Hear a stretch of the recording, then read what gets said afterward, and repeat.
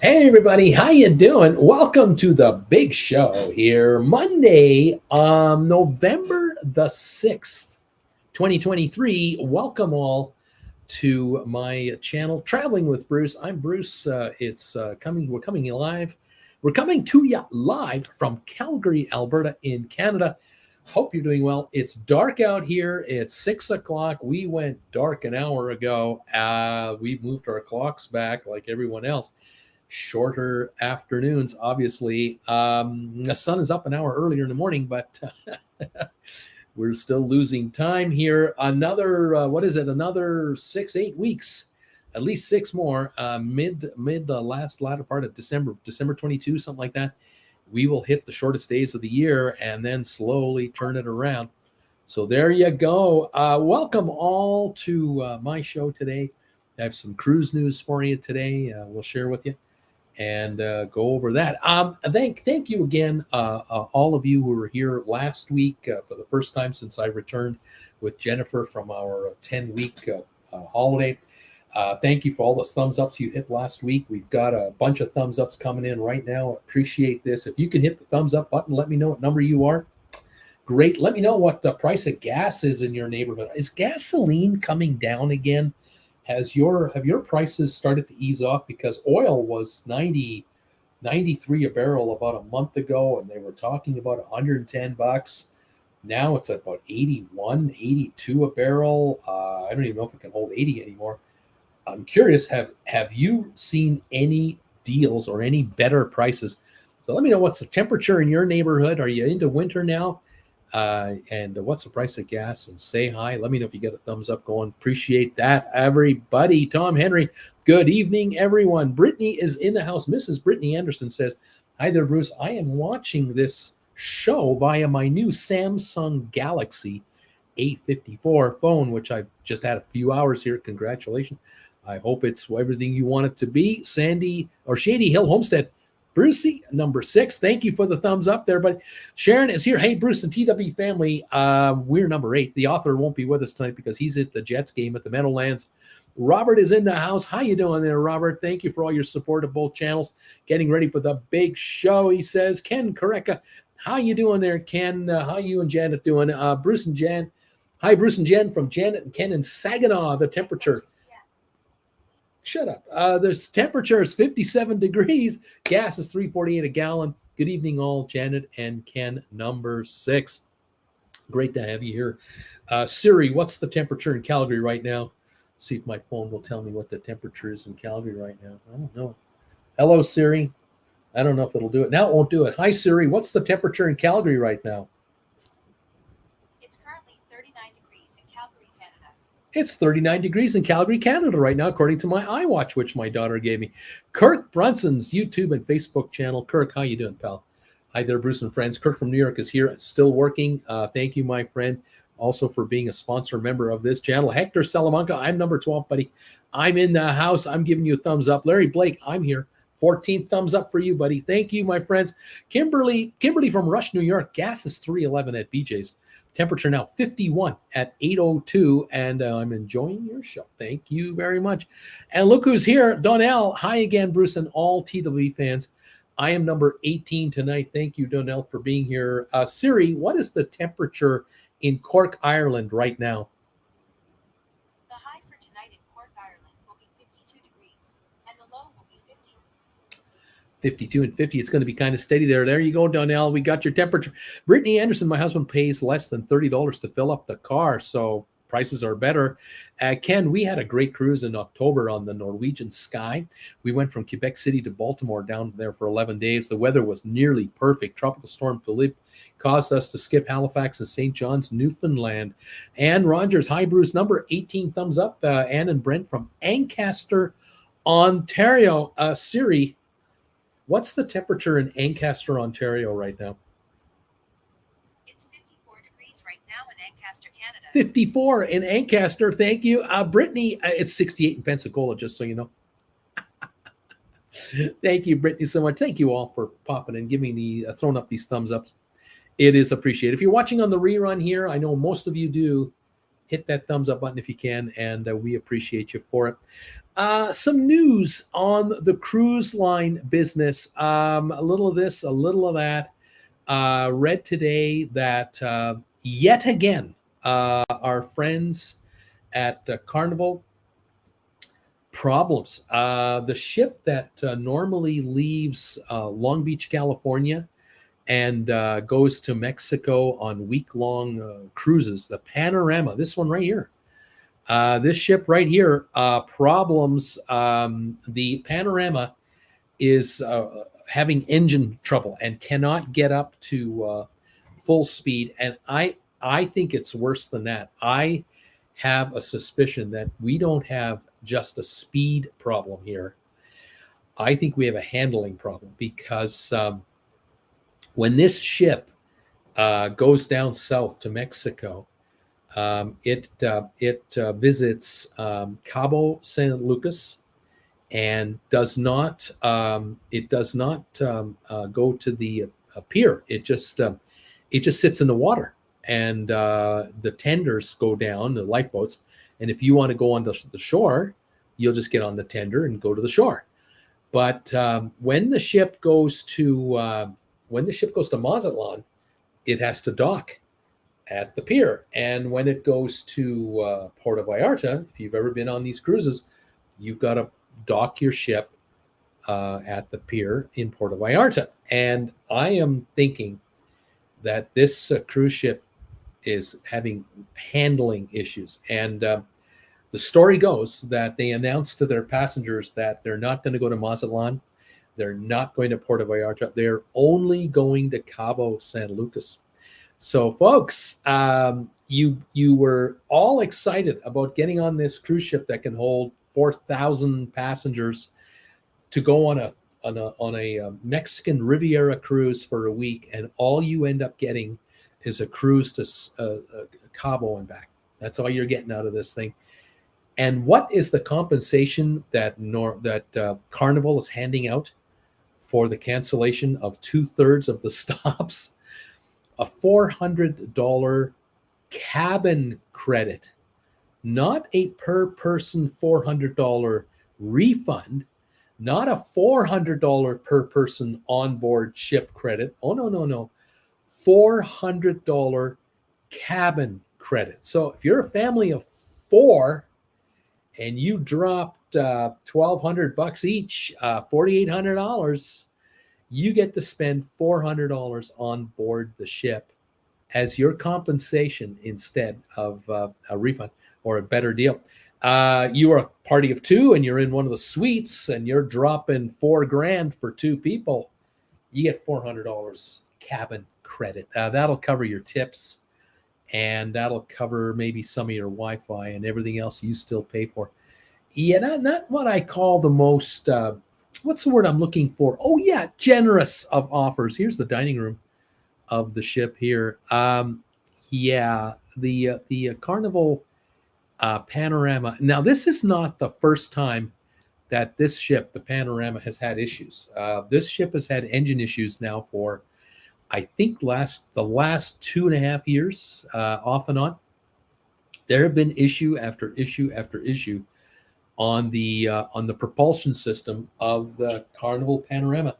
And many of you know, you are regulars of this channel, you're regulars to cruising. You've known that no matter what channel you're watching with cruise news, Carnival notoriously has propulsion issues on their older ships, especially these early Azipod adopters problems.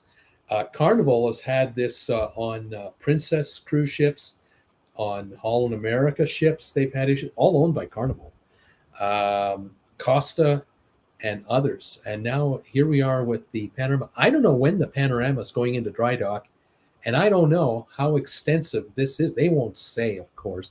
But now let's say you or someone you know is a passenger on this coming week's trip coming up, or the week after. Are you going to just go to Cabo and back? Is this your dream cruise, your getaway cruise coming up? I don't know, man. Just saying, it is an issue. And well, there you go. Brittany, Brittany says he paid a whopping $40. He had military obligations the weekend. We have a countdown going until he graduates in Corrections Academy, and he breezes through. Beautiful. Donnell, I saw a video of a European couple who toured Iran for 30 days a few months ago. It cost less than €1 for 50 liters of diesel. Gas is about 1.5 cents a liter there. Unbelievable. Sylvia is in the house. Number 22 thumbs ups. How you doing, Sylvia? Hi, Bruce. Going on a Christmas cruise with my daughter this year. NCL Encore was on Encore 3 years ago in January, right before the pandemic hit. So congratulations, Sylvia, and way to go getting on a ship. David F., 5 days till my next cruise. First time on the Odyssey of the Seas. Oh, do let us know how that one works out. Hopefully you'll get a real kick out of that. That is fantastic. Way to go, you guys. More news. It has to do with our friends here at Celebrity, which is a Royal Caribbean brand. The story goes that Celebrity is bringing out something called a Celebrity Pass. Now, this is designed for those of you, probably 80% of the passengers on this ship that are not in what I think is the Aqua class, the high-end class. If you're in a regular balcony room or you're in an inside room, this pass, I guess, is for you. They're trying to sell this pass to each passenger. So if there's 2 of you in the room, you each have to do it. It's $33 a day per person. So for a couple, it's $66 a day, or for the week, a 7-day cruise, $462. What do you get for that money? You get reserved theater seating on select nights, not every night of the shows, but select nights. You get priority boarding and departures at the home port and other ports. So you get off the ship a little earlier, you get on a little earlier, I guess. You get a Wi-Fi upgrade of some kind for up to 2 devices. And the gratuity for the room is now waived.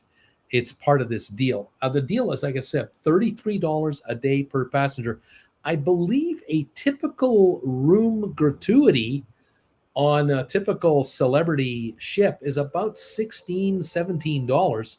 So you're paying another $17 more to get these other items. I don't know if it's really worth it, but isn't it interesting how in the past, room gratuities, when you gave a tip to your room steward, you used to put money in little envelopes. This is going back 30 years and beyond. But if you leave the tipping as a separate thing, you still can go to theoretically, you can still go to the, I guess, the concierge desk, and you can have the tipping removed. You can adjust it, especially if you've got a complaint. But if you buy this package, it's locked in, baby. You're stuck. So I don't know. I just get the impression that this is a money grab by Celebrity. They're really not handing you much of mega value. Is the upgrade for your Wi-Fi $5 a day? Is that the value of it? I mean, it's all their pricing. So what do you think, right? Good luck with that. I don't know. But that's coming out. I tell you, the way they announce these things, the cruise lines try to announce these things as the greatest things in sliced bread. Oh, the passengers are going to love this enhanced service offer. This used to be standard. Maybe not high-end Wi-Fi, because 40 years ago there was no Wi-Fi, but what we used to get as cruise ship passengers 20 years ago, 10 years ago, versus what you get now and what you pay extra for, it's appalling. It's absolutely appalling. But isn't it true that if you go to a brand hotel, like you go to Vegas at a hotel in Vegas, what you get now for the money versus what you used to get is also not the same anymore. You're getting hosed for every nickel and dime that they can imagine. And I would not recommend, by the way, for those of you thinking of getting away for a couple of days to Vegas, now is not the time to go to Las Vegas. Apparently, this F1 Formula One race that they're going to have in Vegas. They are the strip is completely being changed out. Grandstands are being built. The Bellagio fountains can't be seen by anybody. It's an absolute nightmare and a disaster, and it has made nothing but people angry, from tourists to certain restaurant owners and business people. This is really hurting the business on the strip. So you want to avoid Vegas right now. It is a nightmare, apparently, not very good. Interesting. Hi there, Sylvia. Enjoy, says Donnell. Donnell, hello there. BW, good evening, everybody. Hello there, Brian. Sylvia, I remember when they put tips in the envelopes, laugh out loud. Yeah, used to get about 8 envelopes delivered to your room, and you could put in a $20 bill for your steward or $10, whatever you gave, and then you'd put in $5 or $10 bills, one for the maitre d' at the main dining restaurant, because there were no specialty restaurants, and then you'd give an envelope to your waiter, and you give an envelope to the bus boy, and you gave an envelope to the bartender. And this is a ritual on the second last day and last day, especially second last day on the cruise. You'd go around the ship handing out money to everybody and saying thank you for a great service, because there's no such thing as mandatory 18% drink tippage for a beer. I mean, or you get a Diet Coke for $5 and then you pay a 90-cent tip on top of that.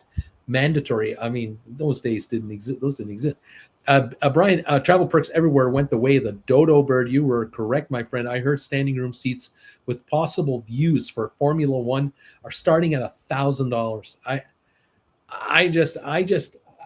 I have zero. If someone called me up and said, "Hey, would you like to come down to Vegas and see this? I can give you free tickets," I'd say no, thanks. Just not interested. Yeah, it is. It's a television event, is all it's going to be, and I don't know. I don't know how good the racing is going to be. And you're in the stands. You're going to see the cars coming from 200 yards to 200 yards, and they're going to go, zoom, and that's your show. The rest is on the big screen. I don't know. It is what it is in Vegas right now. And I'm seeing video after video after video on YouTube about this whole thing in Vegas. Not good. Like really not good. Thanks again, everyone, for being here tonight. We have now 31 thumbs ups from 26 people watching. Now that is impressive. That is really impressive. You guys are absolutely hitting the thumbs up button. I thank you all so very much. The rerunners out there are watching and will add their thumbs up to this show. And we thank you very much for every thumbs up we get. It's fantastic. All right. Next story has to do with Royal Caribbean. Here's a shot of the Symphony of the Seas. So I think this is this Costa Maya? I think this, if I'm not mistaken. The story out of Royal Caribbean is that they're going to hike the daily gratuity rates. They're going to raise the gratuity rates for every passenger by $2 a day. So if it's a family of 4 on a cruise, that's $8 a day more. 7-day cruise, $56 added to your cruise automatically. They're trying to sell this deal as, the money goes to the crew. It's all great. Think about how much money we're talking about here. We're talking about a ship like this as an example, because of course these are the big ones. There are 6,000 passengers on board this monster. That's $12,000 a day in tip money. It's about a bump of 11%, by the way, in tip. $12,000 a day for 1 week, $72,000 to be divvied up among the 2,200 staff on board the ship, minus senior officers and senior managers. It's probably about maybe 2,000 crew in theory that would divvy up this money, I guess. That's the story. Here's another shot of the ship right here. It's a big one. It's the biggest ship, I think, at sea, or the second biggest right now, soon to be the third biggest, because I think isn't the Icon of the Seas and the next one coming up. Yeah, every ship in the Royal Caribbean line in the family, they are raising the tips, mandatory gratuity charge now, or I'm sure it's mandatory, $2 a day per person per passenger. That's what's happening over there. And you know this creep, this sort of fee increase creepage continues unabated. It's happened with Norwegian. They were the first to really do this. They nickel and dime every passenger to the nth degree, and they're now up to 18-20% gratuities on meals and on drinks and other services. They're doing these $18 to $20 a day and higher mandatory room tippage fees, which shows you how underpaid the staff is. The cruise prices have gone up. You know that. Your drink prices, your drink packages, Wi-Fi packages, onboard services, all higher, and you're paying, and they're not increasing their payroll all that much on board the ships. They're trying to get it off of you through the tippage game. There you go. What can I say? All right, and one more story for you. It has to do with our friends at Royal Caribbean. Let me start that again. It has to do with our friends at Cunard, which is a Carnival property, Carnival brand. The Cunard, the Queen Elizabeth that has been visiting and home porting Australia, is leaving Australia. She will be pulling out after the 25 season. And no replacement ship has been announced at the moment. So it's apparently the story goes that this ship is headed to the Caribbean. Now, my guess is what is likely to happen with this ship is they will leave Australia. They will offer a cruise from Australia, perhaps through Asia and perhaps through the Suez Canal, and then through the Mediterranean and over towards the Caribbean.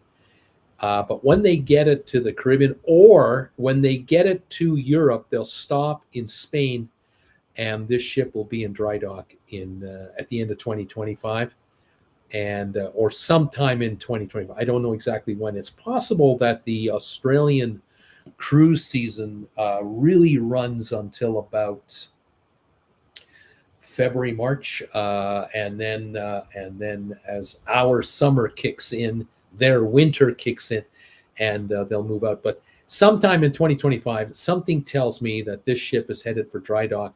We'll get a refurbishment, and the story goes that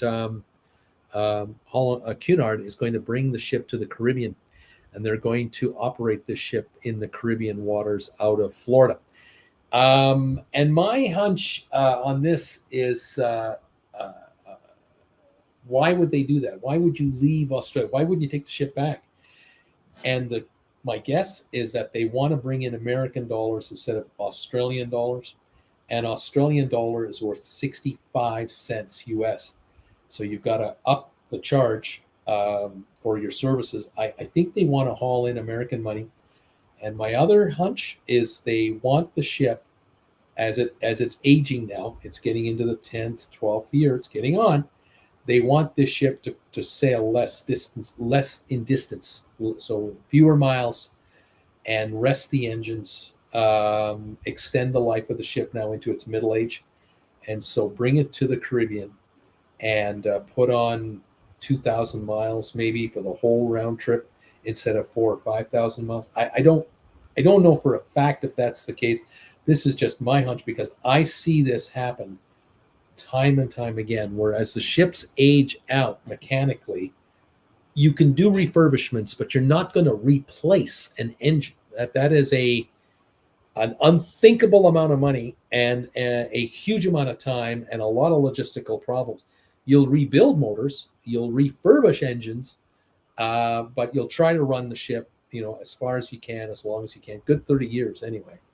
But one way to extend the life of a ship is to have it do less work.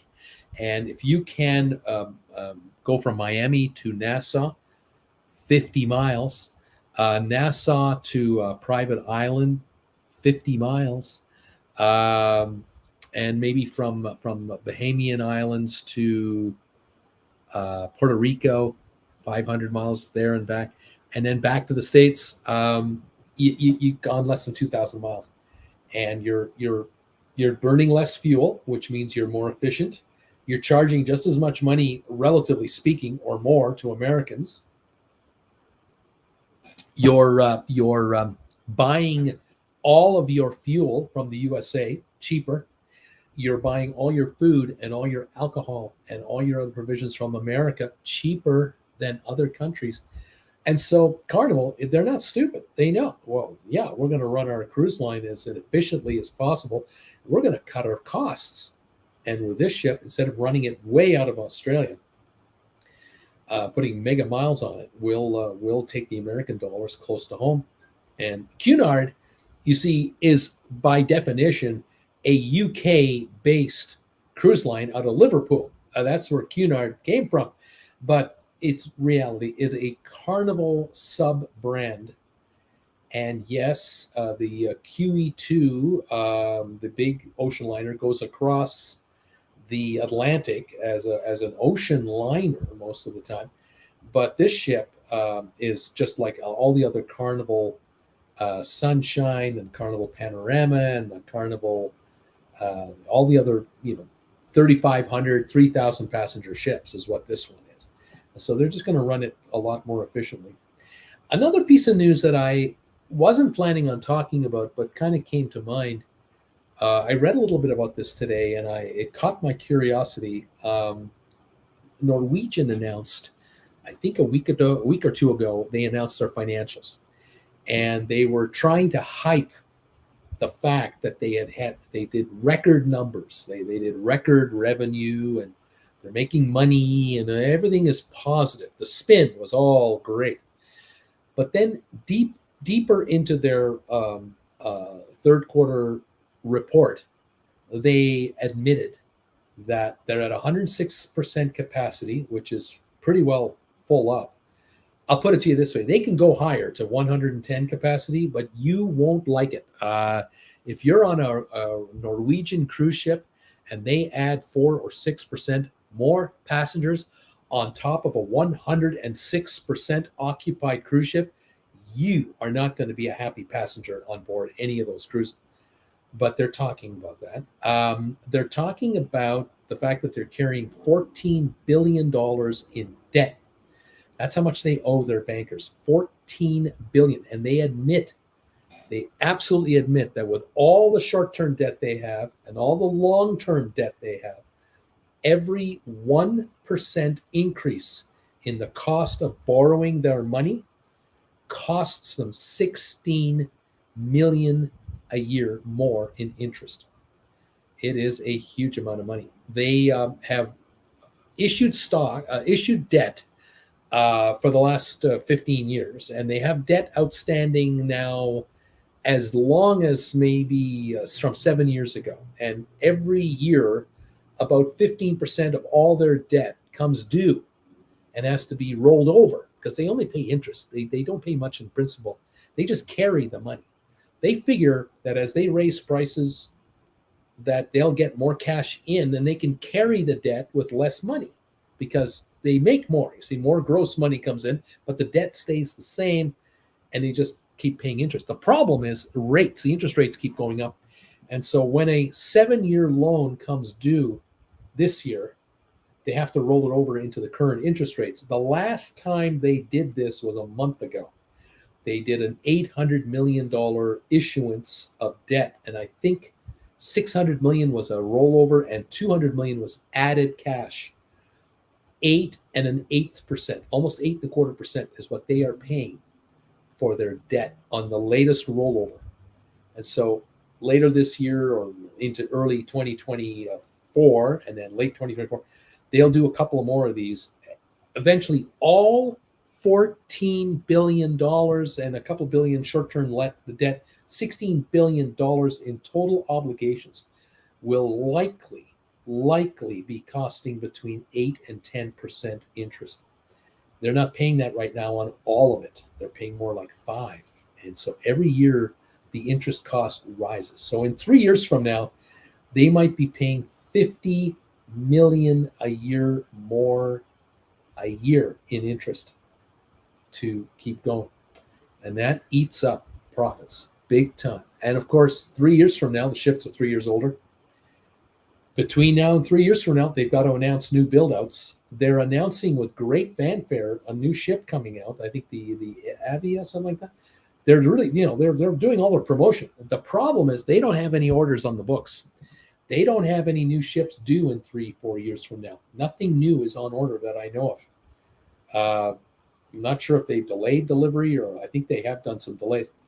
And so I read another little paragraph about the company where they are doing what's called a full-on review of their corporation. You don't hear that from very healthy companies. You don't hear that our corporation is analyze. We're solely analyzing every aspect of our business. You don't hear that from money-making companies. You hear that kind of talk from management that senses and knows that tough times are ahead. And I get the impression at Norwegian that they're going to have to make some moves. It's possible that they might lighten the load of the number of ships they're carrying by dumping off their oldest ships. That's been going on anyway, but they might accelerate it. They might reorganize the corporation. They might take it private. Stock's only $13 a share. It's not doing anything. They might merge it. It's possible MSC could buy Norwegian, and Norwegian would be wholly owned by MSC. I'm throwing every possibility at you just to kind of get your wheels spinning here, because at Norwegian, their profit margin, they made a profit last quarter, but they didn't make $5 billion. They're making millions of dollars. They owe billions, and an increase in fuel costs can upset the apple cart. All their other costs are going up like anybody else. They've got higher bills to pay like any other corporation, any person like you and me. It's more expensive to just be alive. But this company has razor thin margins, and they're bragging about how much they're getting from their passengers, how much money per day they are averaging per sailing client. The thing I wonder about is that Norwegian has been pulling their ships closer to North America and out of the far-reaching parts of the planet. They're trying to generate US dollars and sail fewer miles. If America is going into any kind of an economic slowdown or a recession, worse than a slowdown, a recession, now you have discretionary spending being pulled back. And discretionary spending starts with going out to restaurants every couple of days.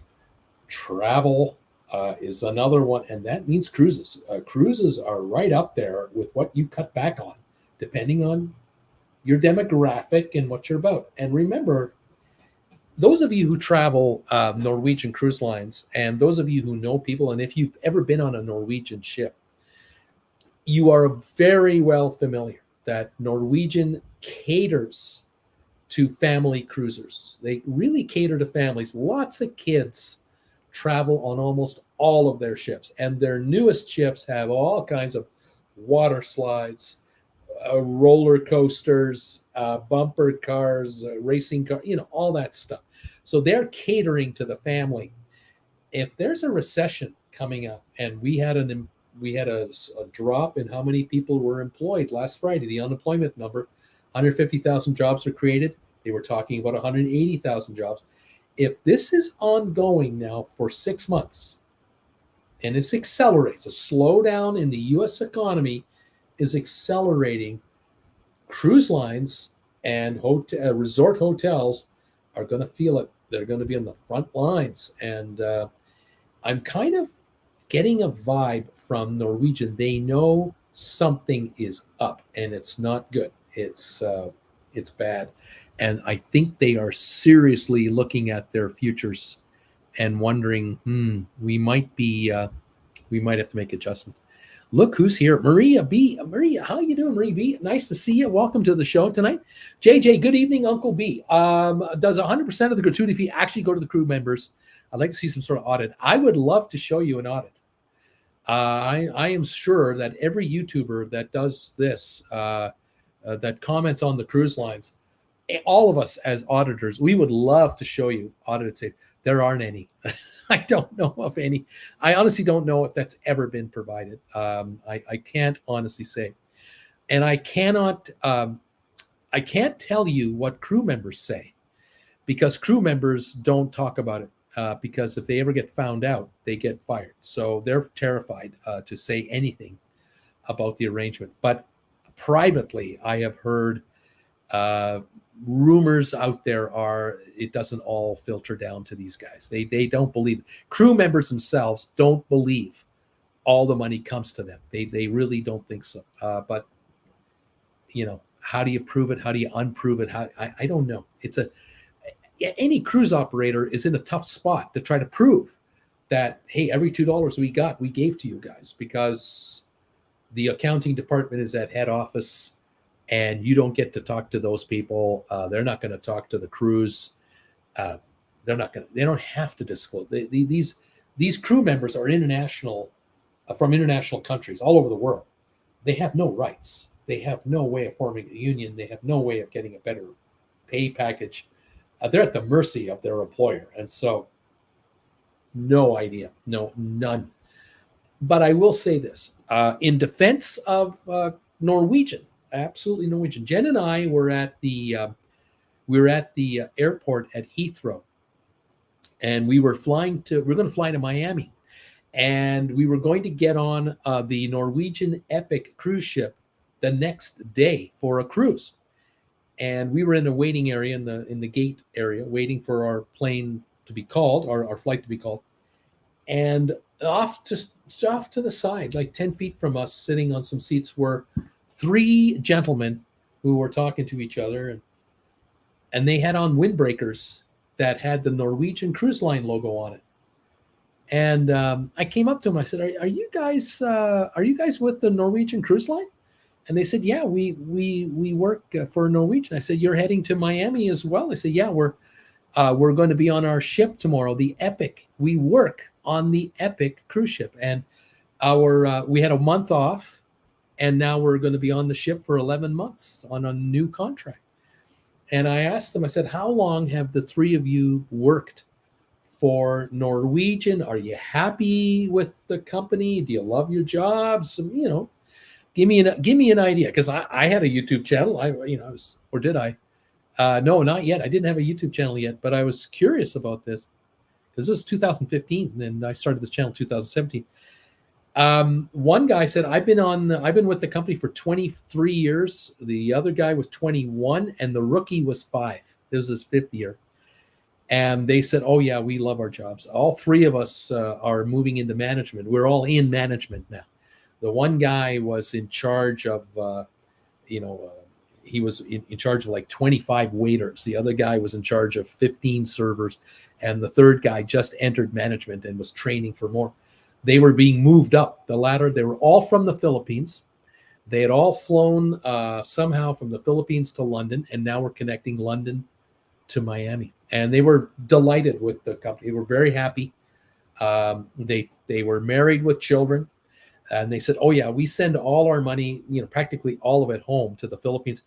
And I take care of my mom and my dad. I take care of my cousins and uncles and my kids. And yeah, own a house. Kids go to private school. Like, yeah, they were thrilled." So there's a thumbs up for Norwegian. It's not all bad news, but anyway, something's going on over there. We'll see what's going on. Donnell, I enjoyed tonight's show, but I'm off for 40 winks now. Have a great week, Bruce and everybody. Donnell, you said it right there. I'm getting ready to say goodbye as well. Thank you, my friend, for you being here. Thank you, everyone, for giving us thumbs ups tonight. 41 thumbs ups and 39 watchers. You guys are amazing. Thank you so much for these thumbs ups with a small count. This is great. We'll have the rerunners come in now. And over the next 3-4 days, we'll see how high that number can get on the thumbs up meter. Thank you all for your kind support of this channel. Those of you who are sponsor members of this channel, I thank you very much. I love doing the Hangout show with you guys every Monday, 7 o'clock Eastern, 1 hour before this show starts. If you'd like to become a member of the channel, join today, and you'll get an alert every time we do the update. We do the prime time Hangout with me show, sponsor member show on Mondays. Love to have you join in. Thank you all so much. Keep your eye open for my next video, all about Berlin and Vienna on the trip we just took. And we'll catch up with you next week here for the big show at 8 o'clock Eastern. Thank you all. Sharon, have a great night. Bruce and Jen, thank you so much. Jen is busy right now watching Monday Night Football, and so she's not going to be here.